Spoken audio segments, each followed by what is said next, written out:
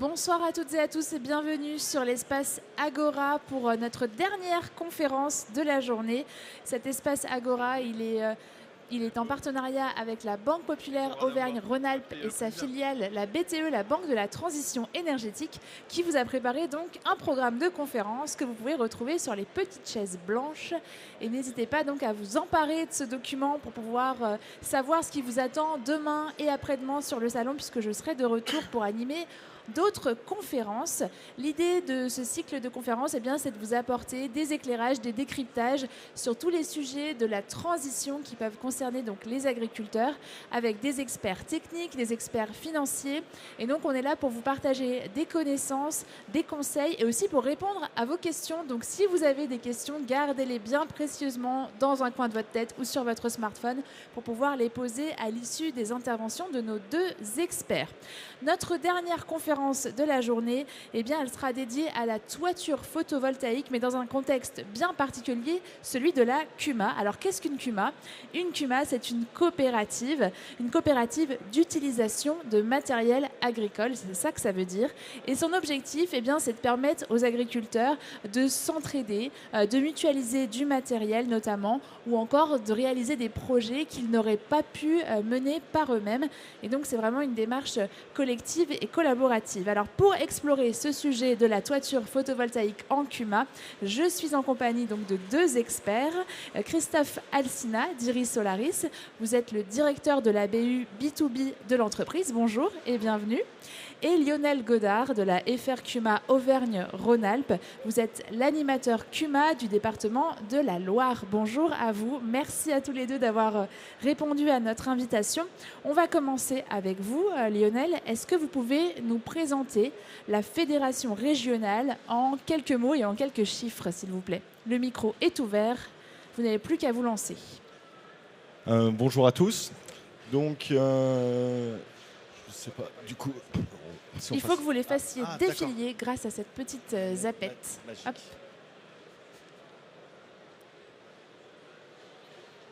Et ce n'est pas la bonne, mais on va la trouver. Alors bougez pas, je vais m'en occuper. Et vous pouvez commencer. Alors, voilà, c'est qu'elles sont dans le mauvais sens. Parfait.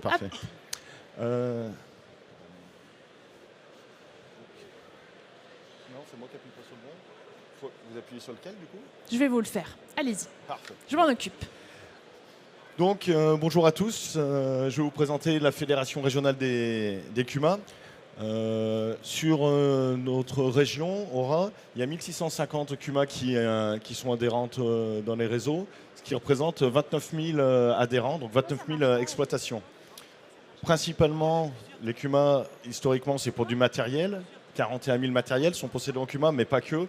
Il y a aussi des CUMA qui emploient des salariés. 120 CUMA sont employeuses en allant du CDI de plusieurs salariés qui vont conduire du matériel, faire de la mécanique, du secrétariat. Il y a plein de postes différents.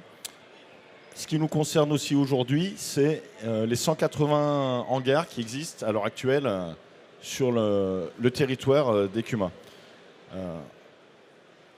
Une CUMA. Oui, une CUMA.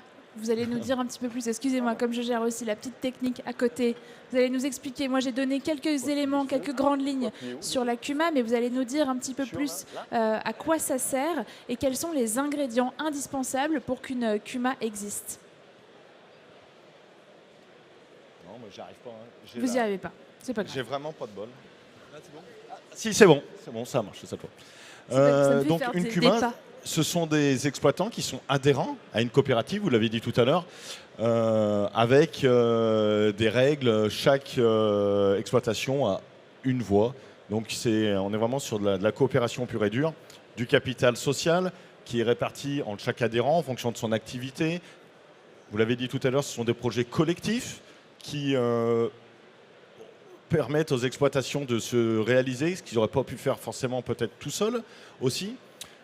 Chaque CUMA s'engage, enfin chaque adhérent s'engage, et derrière tout ça, il y a un nom, un siège social, un statut et un règlement intérieur qui fixe des règles.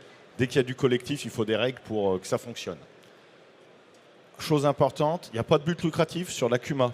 Elle permet aux adhérents de bénéficier de services, de matériel, de bâtiments, comme on va le voir après, mais par une diminution du coût, une meilleure organisation. Mais la CUMA n'a pas pour but de gagner de l'argent.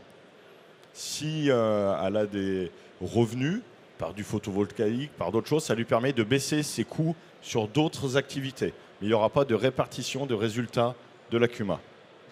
Donc vous l'avez dit, ça permet de mutualiser du matériel. C'est surtout pour ça qu'on connaît les CUMA. D'ailleurs, l'année dernière, on avait fait une conférence sur ce sujet-là. Mais c'est aussi possible de mutualiser un bâtiment. Dans ce cas-là, quel est l'intérêt? À quoi est-ce qu'il va servir ce bâtiment? Alors, on va... Allez-y, je vous laisse appuyer. Oui, un bâtiment dans la CUMA, c'est bien, mais pourquoi faire? Voilà. Ça veut pas bon. Allez, on va faire sans. Bien sûr, historiquement, c'est sur le stockage du matériel, le bâtiment, l'acte premier des CUMA. Souvent, au bout d'un certain temps, vient se greffer un atelier pour la mécanique, avec l'arrivée du premier salarié. Qui dit salarié dit gestion de tout ça. Donc on fait la salle de réunion ensuite, un bureau pour le travail administratif de la CUMA.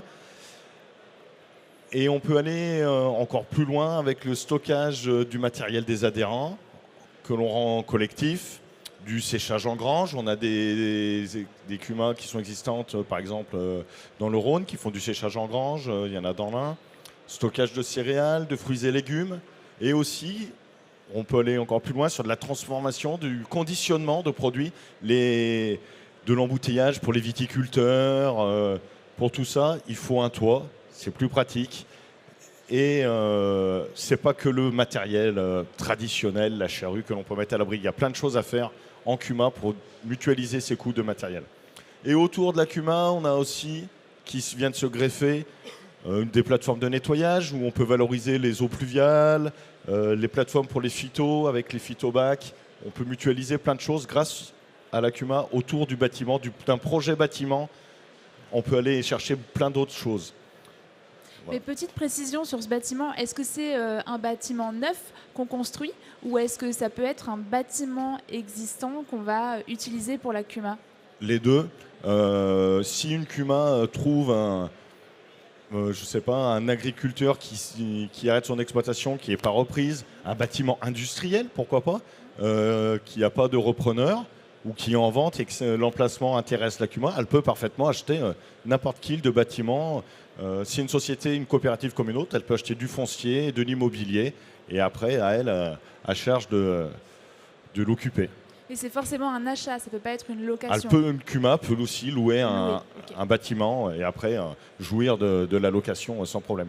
On a dans le département de la Loire aussi, je ne l'ai pas dit là, une CUMA qui stocke des pommes et des poires pour les producteurs, juste le fait de stocker. Donc c'est des frigos géants.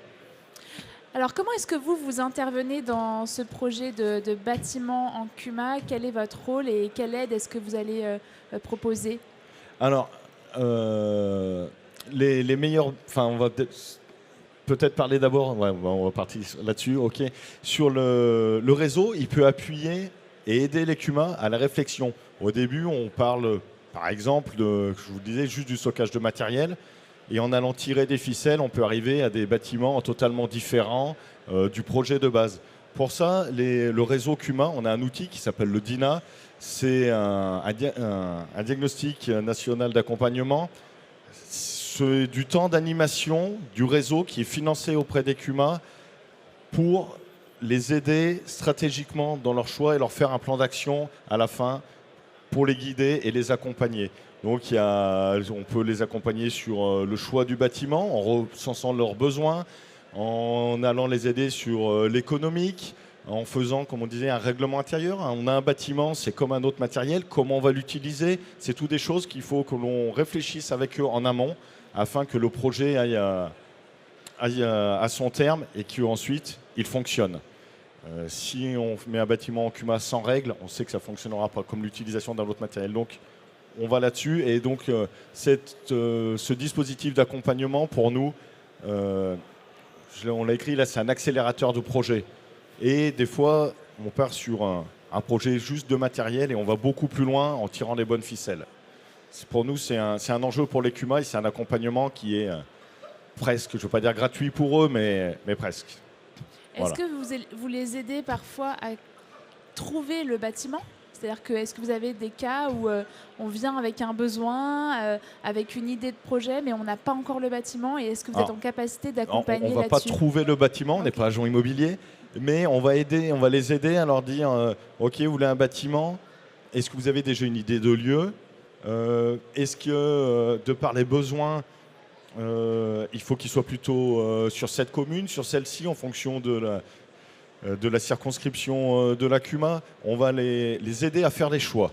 On ne va pas faire les choix, on ne va pas leur trouver de bâtiment. C'est eux qui connaissent plus le terrain que nous. Déjà, s'il y a un bâtiment à louer ou à vendre quelque part, c'est eux qui vont nous le dire et on pourra étudier ce projet avec eux. Mais on va pas leur fournir la chose clé en main.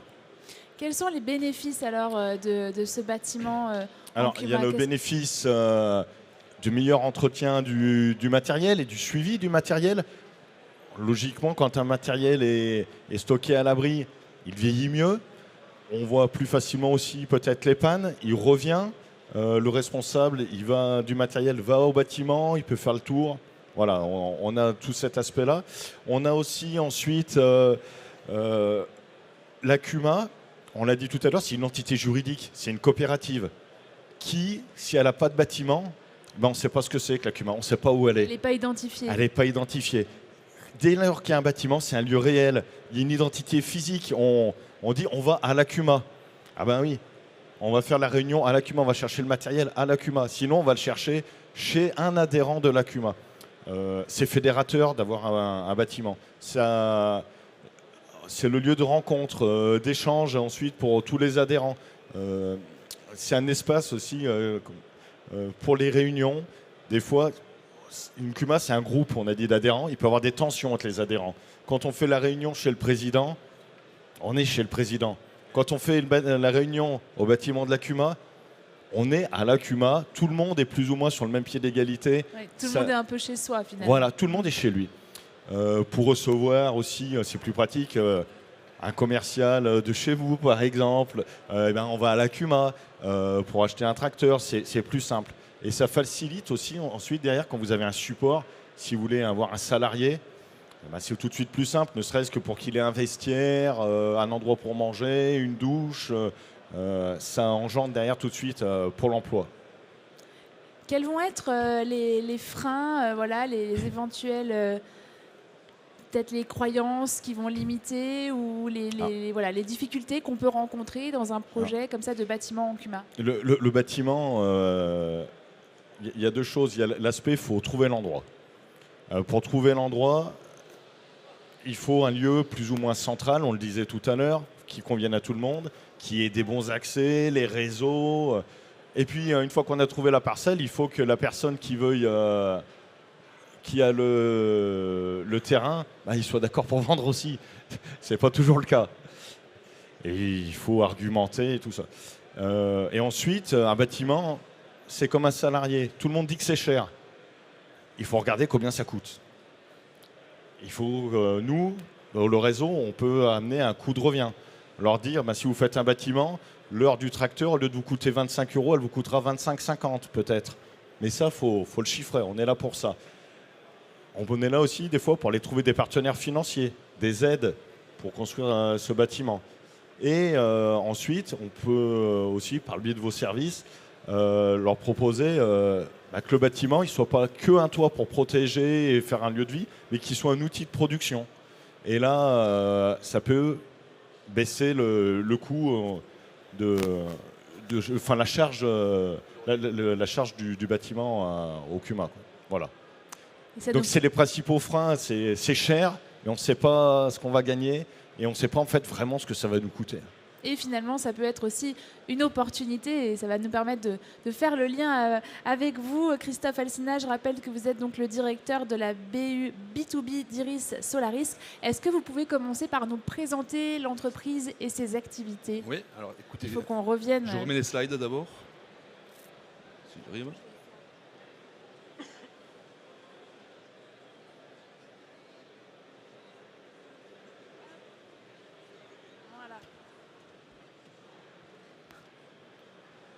Donc, présentation d'Iris Solaris, l'entreprise et ses activités. Donc, Iris Solaris, c'est quoi? Déjà, la vision, c'est produire de l'énergie localement, la consommer, la partager. On est le leader dans la construction de bâtiments agricoles photovoltaïques depuis plus de 15 ans. Rien qu'ici, vous regardez, au sommet, on a 3 stands.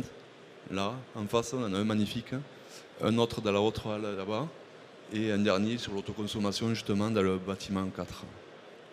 On fait de l'énergie, on fait de la construction, de l'équipement, et on devient en ce moment fournisseur d'électricité. Iris Solaris, au total, c'est quoi? C'est 600 millions d'euros d'investissement. C'est 2300 centrales en exploitation, 2600 en développement, 300 gigawatts de production. Aujourd'hui, 400 collaborateurs. Dans 2 mois, on devrait être 600, dans 6 mois plutôt. Et on est présent sur presque tout le territoire. Et donc, la problématique que vous mentionniez tout à l'heure du coût de bâtiment, c'est plus un problème quand on travaille avec nous, parce qu'on a la solution. Quelles sont les solutions alors justement pour financer ce bâtiment? Voilà, financer un bâtiment, il y a plusieurs solutions. En fonds propres, c'est là où il y a le plus gros sujet. En partenariat avec vos banques, donc la Banque Populaire, c'est aussi une solution. Ou nous, on peut, dans certains cas, financer et le bâtiment et la centrale photovoltaïque qui est placée sur le bâtiment, dans des cas particuliers, en louant via un bail amphithéotique la toiture, en faisant un bail à construction où on construit l'ensemble, ou via d'autres schémas contractuels qui existent. Et là-dessus, on peut être très très innovatif. C'est notre métier.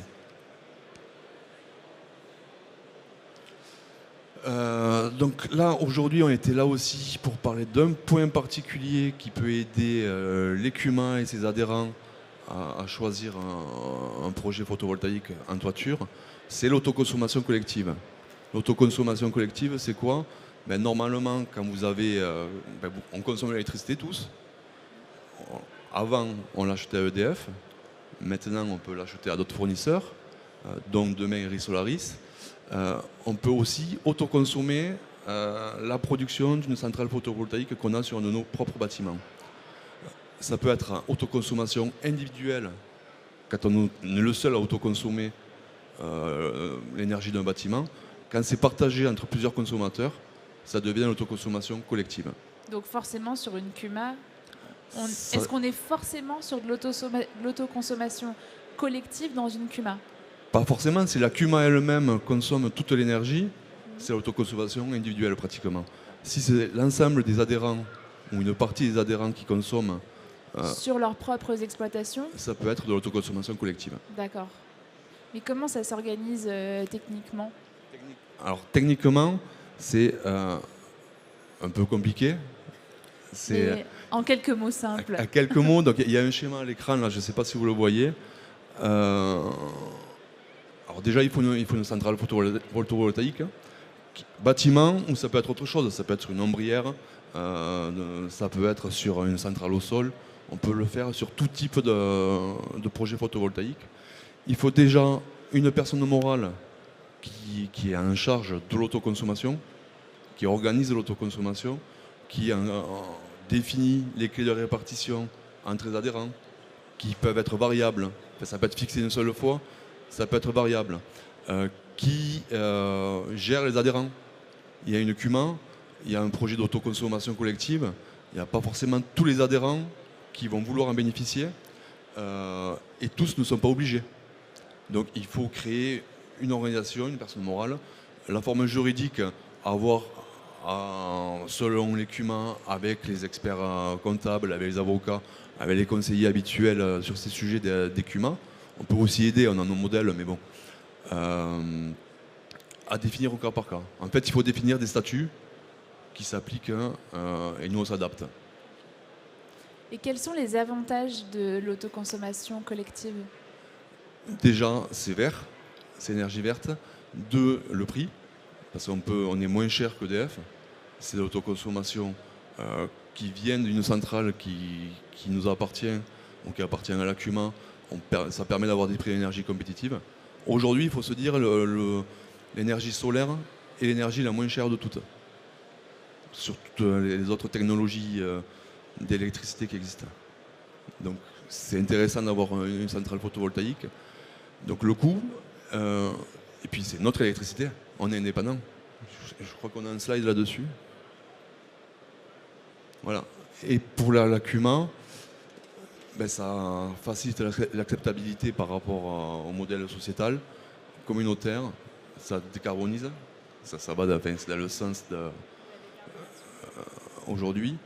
Ça permet éventuellement de développer le réseau d'adhérents. S'il y a une CUMA avec de l'autoconsommation sur un bâtiment, il y a un agriculteur qui est juste à côté qui ne fait pas partie de la CUMA, ça va peut-être l'inciter à rejoindre la CUMA. Ce que je disais tout à l'heure, c'est la transition énergétique, c'est une dynamique collective, c'est accès à une électricité verte, locale, bas tarif. Au niveau financier, il y a l'autoconsommation, mais pas que. Selon la taille de la centrale, si l'autoconsommation ne permet pas d'utiliser toute la production de la centrale, le reste est revendu. Donc la centrale permet aussi à la CUMA de gagner de l'argent. Là, il y a plusieurs modèles, je ne crois pas que ce soit le sujet aujourd'hui, mais il y a plusieurs modèles de revente d'électricité qui peuvent aider grandement les CUMA. C'est revenu stable, c'est un investissement sécurisé. Et l'investissement, si nécessaire, on peut le porter nous-mêmes. Donc il n'y a plus de problème d'argent.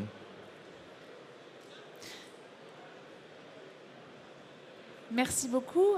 Est-ce que du côté de la FR-CUMA, vous avez accompagné justement des projets d'un bâtiment avec une toiture photovoltaïque? Est-ce que si c'est le cas, vous pouvez nous partager un exemple? Alors moi, pas personnellement, pas encore. Il y en a sur mon territoire Qui sont en avec cours Eric Solaris, on en a parlé lundi, qui vont sortir de terre. Donc on a accompagné, alors ma collègue qui est sur le même département que moi, c'est elle qui l'a accompagné par le biais du DINA. Donc oui, on accompagne, il y a des projets qui se font, il y en a eu aussi dans d'autres départements, je pense à la Haute-Loire, dans le Cantal, où il y en a plusieurs qui sont effectifs depuis quelques années déjà. Et on a aussi quelques CUMA qui avaient des bâtiments et qui réfléchissent ou qui ont investi déjà dans des panneaux, soit, comme vous l'avez dit, en propre, soit en location juste de toiture. Il y a des agriculteurs qui le font pour chez eux et ils se disent finalement on pourrait peut-être aussi le faire pour la CUMA et réduire nos coûts au maximum et valoriser les bâtiments existants. Si techniquement aussi c'est faisable, donc il y a des études de faisabilité, mais on accompagne régulièrement et pour rien vous cacher, demain on a une formation d'une journée dans le réseau sur comment accompagner avec le DINA les CUMA qui souhaitent faire du bâtiment. Donc c'est vraiment un sujet important du réseau et on sent qu'il y a du développement dessus. Quels sont les défis que vous identifiez, les défis à relever dans les années à venir sur ce sujet du photovoltaïque pour les CUMA? Alors moi, ce sera plus sur le sujet du bâtiment. Il y a beaucoup d'agriculteurs, enfin d'adhérents ou de présidents de CUMA qui disent, ou de fédérations de CUMA qui disent quand dans la CUMA vous avez un bâtiment, un tracteur, après vous avez le salarié et là vous avez une vraie CUMA. Et pour nous, le réseau, c'est un peu un enjeu de fédérer par le biais du bâtiment. Les enjeux pour nous, c'est... Aujourd'hui, il y a encore, même si le photovoltaïque, c'est une industrie qui est très très jeune. Il y a 15 ans, ça n'existait pas.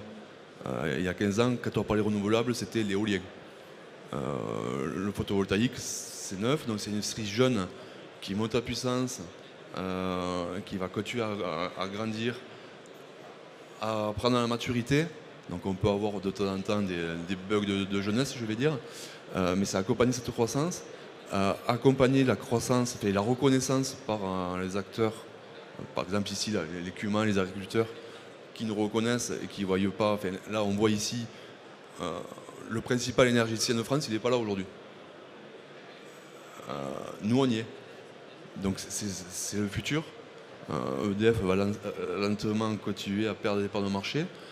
Nous on va grandir, mais il faut qu'on se fasse connaître, reconnaître, et pour ça il faut qu'on construise des actifs de qualité. Et donc il y a un enjeu aussi de communication et de faire savoir quels sont les messages clés qu'on a envie de faire passer, que vous avez envie de faire passer sur ces projets-là. C'est des beaux projets, c'est beau, c'est propre, c'est le futur.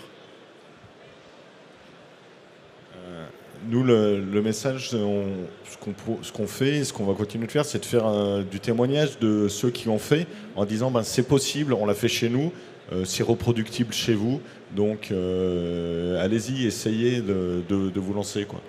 Même quand il n'y a pas beaucoup de soleil. On n'est pas tout le temps début octobre à Clermont-Ferrand. Alors, c'est tout le Non, mais je dis en rigolant, mais il y a une vraie question là-dessus. Alors ouais, il y a une vraie question. Alors il y a 10 ans, il n'y avait pas un projet photovoltaïque qui se faisait, on va dire, au-dessus de la Loire. Ouais. Parce que le problème d'ensoleillement. Depuis, la technologie a évolué au niveau des modules, au niveau des onduleurs. Enfin, les centrales produisent beaucoup plus avec moins de soleil, on va dire. Et il y a un autre aspect qui est aussi méconnu du grand public, c'est que les prix de l'énergie ne sont plus tous les mêmes. Aujourd'hui, une centrale photovoltaïque n'a plus besoin d'être subventionnée.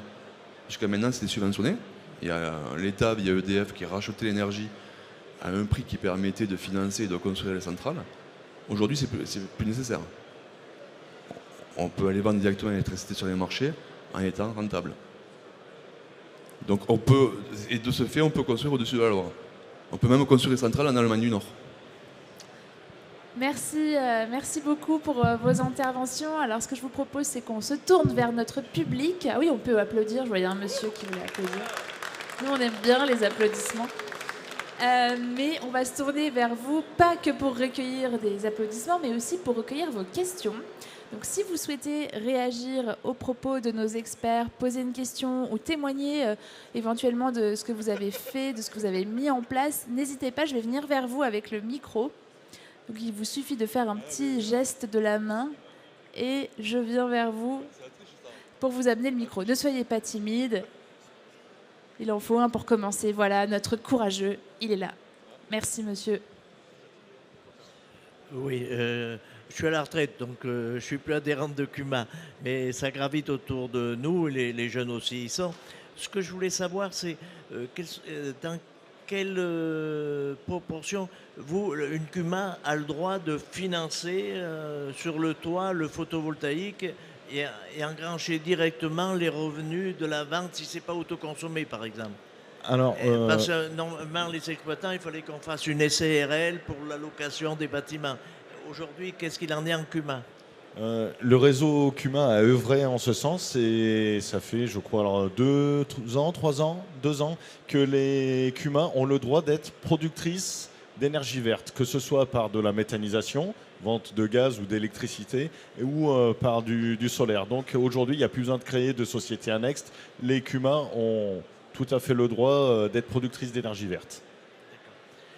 Parce que tout ça, c'est quand c'est pour la production, sitôt qu'il y a consommation, même pour la consommation. Sans problème. Ouais. Merci. Est-ce qu'on a une autre personne qui souhaite intervenir, poser une question, réagir, témoigner?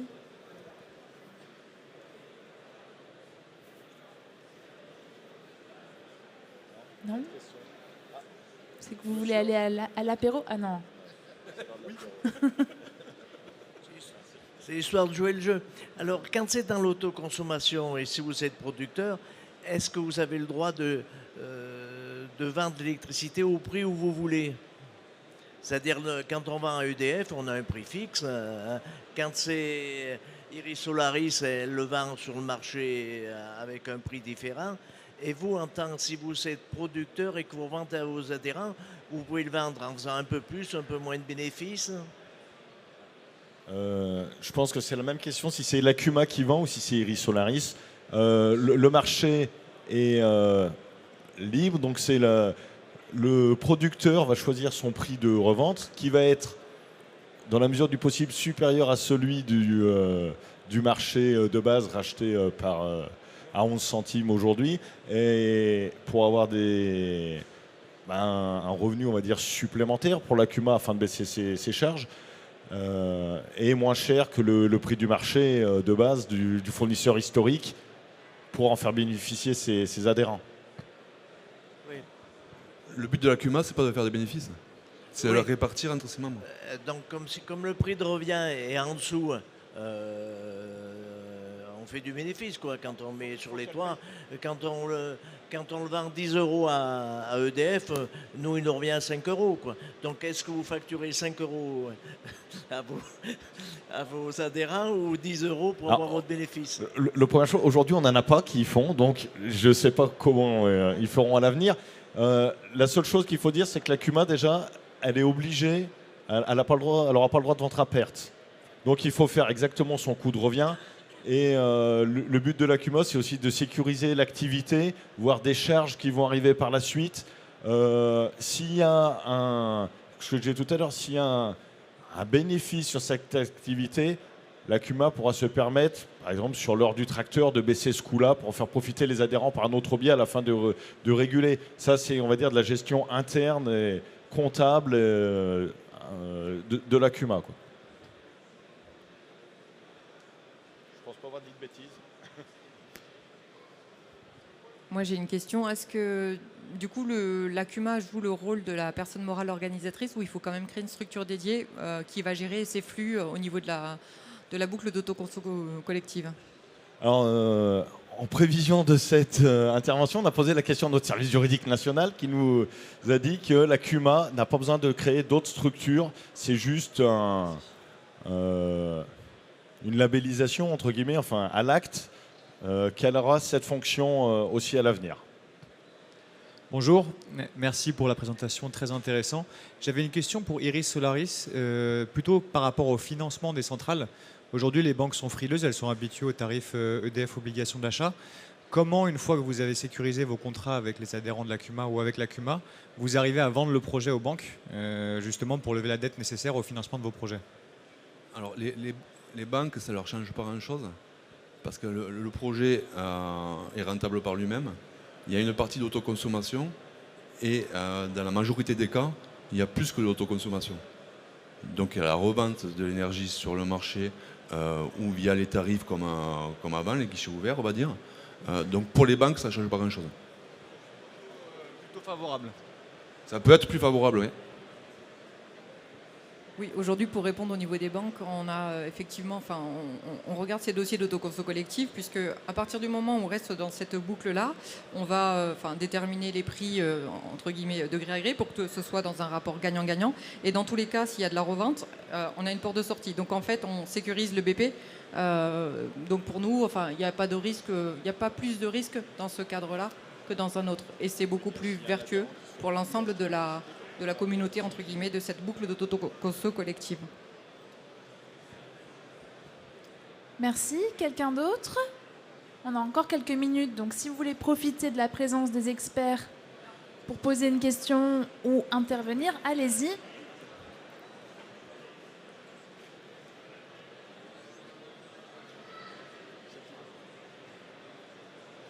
Non, peut-être... Où ça?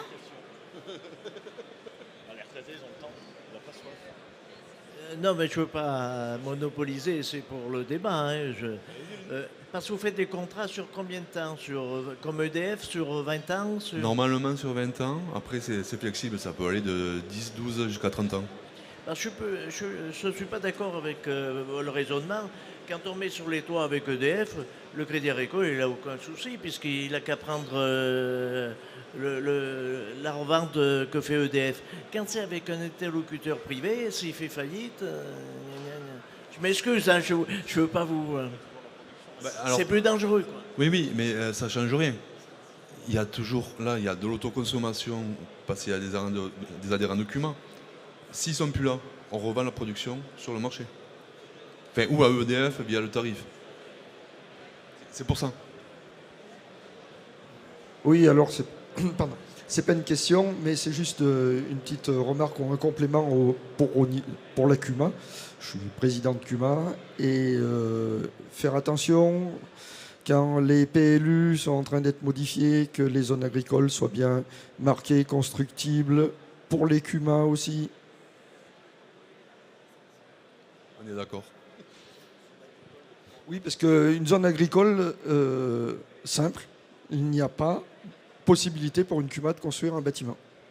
faut qu'il y ait la ligne constructible agricole. Et oui, on est considéré comme des bâtiments industriels ou artisanaux. Donc dans ce cas-là, on doit aller dans les zones artisanales.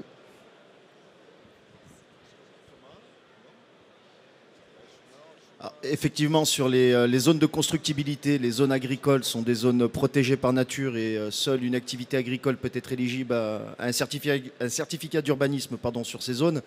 Par contre, au-delà de ça, l'autoconso collectif permet d'inclure éventuellement la collectivité dans le projet et d'avoir une meilleure acceptabilité du projet de construction par la CUMA, dans la mesure où la production d'électricité peut être revendue également directement à la commune. Donc on peut inclure la commune pour lui fournir l'électricité, pour alimenter par exemple l'école communale, éventuellement une piscine, ou même les réseaux d'électrique, enfin bref, de la commune. Donc ce qui va permettre d'intégrer le projet de la CUMA déjà dans le projet sociétal. Ça, c'est une chose qui permet d'avoir une meilleure acceptabilité des PLU. Ensuite, on arrive aussi sur des obligations légales qui ont été ancrées par la loi APER. Les communes ont aussi obligation de créer des zones d'accélération des énergies renouvelables. Donc on va également dans ce sens-là. On va pouvoir faire cette connexion entre ces problématiques pour trouver une solution. Pour revenir sur la partie contractuelle, effectivement, on parle d'autoconsommation collective avec revente de surplus. Qu'est-ce que ça veut dire?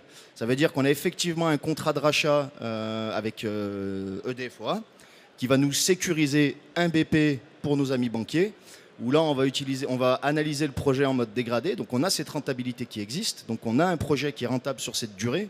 La vente d'électricité qu'on aura avec un consommateur particulier, privé, qui effectivement peut faire faillite du jour au lendemain, n'est qu'un bénéfice supplémentaire dans le projet. Ensuite, au moment où ce consommateur fait défaut, on trouve un nouveau consommateur. Et c'est le rôle de la PMO.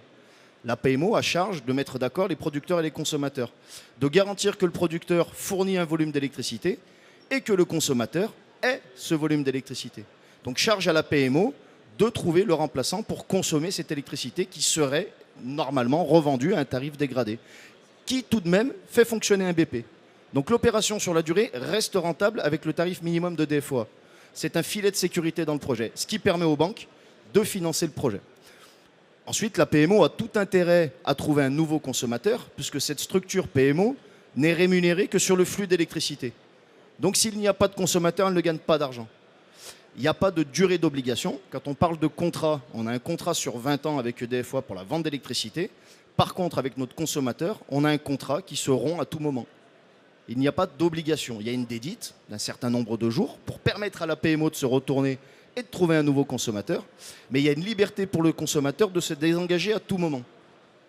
Pour faire assez simple. Donc on est sur quelque chose d'assez libre qui permet d'avoir une valorisation supplémentaire et une économie pour le consommateur et une valorisation supplémentaire pour le producteur. Voilà. Et pour faire le lien avec le projet de la FNCUMA et le réseau CUMA, l'objectif c'est vraiment d'avoir un investissement collectif qui soit valorisé collectivement en profitant à tout le monde et en permettant d'avoir une meilleure acceptabilité du projet au sein de la commune, des agriculteurs et des exploitations environnantes. Pour faire une synthèse un petit peu des remarques. Merci beaucoup. Est-ce que quelqu'un d'autre souhaite prendre la parole? On a fait le tour. Écoutez, merci beaucoup à tous les deux pour votre présence et pour vos interventions très intéressantes ce soir. C'était donc notre dernière conférence de l'après-midi. Les applaudissements sont timides. Je pense que quand même, on pourrait faire un peu mieux. Merci beaucoup. Merci à vous d'avoir assisté à la conférence et d'avoir posé vos questions. Pour ma part, moi, je vous retrouve demain matin, ici même, à partir de 9h. On parlera de méthanisation, de toiture photovoltaïque à nouveau et aussi d'agrivoltaïsme. Bonne soirée à tous. Profitez bien du sommet et du reste de votre soirée et à demain.